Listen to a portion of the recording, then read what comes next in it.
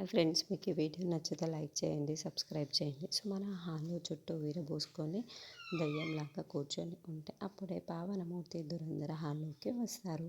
ఎవరబ్బా ఇక్కడ అని పావనమూర్తి తొంగి చూస్తూ ఉంటే దయ్యం దయ్యం రోడ్ అని చూపిస్తూ అరుస్తూ ఉంటారు. అవునండి అని దురంధర కూడా చాలా భయపడిపోతూ వణికిపోతూ ఉంటుంది. దయ్యం దయ్యం అని పావనమూర్తి కేకలు పెడుతూ ఉంటాడు. ఏమైంది? వాళ్ళందరూ హాల్లోకి పరిగెత్తుకుంటూ వస్తారు. దయ్యం అల్లుడు దయ్యం అని అటు చూడు అల్లుడు అని అక్కడ కూర్చొని ఉన్న సుమనని చూపిస్తూ ఉంటే మమ్మీ దయ్యం అంట మమ్మీ అని వల్లభ వణికిపోతూ ఉంటాడు. అక్కడ కూర్చున్నది సుమనరా అని విశాల్ అంటాడు. అవును మా చెల్లినే.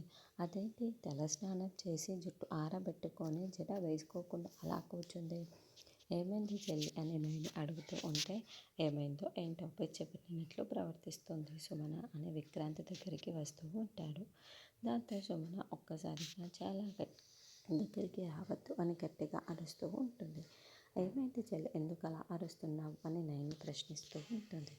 నేను నీ చెల్లిని కాదు అని సుమన దయ్యం పట్టినట్లు ప్రవర్తిస్తూ ఉంటే మరి ఇంకెవరివే అని దురంధర ప్రశ్నిస్తూ ఉంటుంది.